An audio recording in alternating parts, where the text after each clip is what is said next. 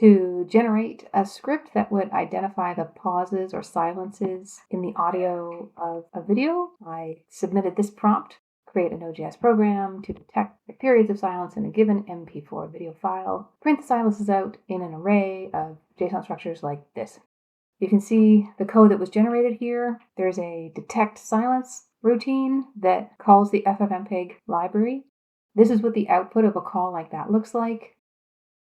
There's also this function parse ffmpeg output to grab the silence begin and the silence end.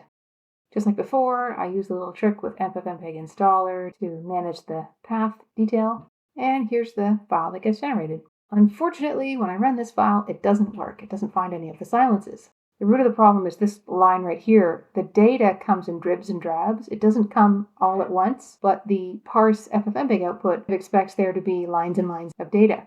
When I put a little debugging console print statement right there, this is what I saw. The information's coming a line or two at a time.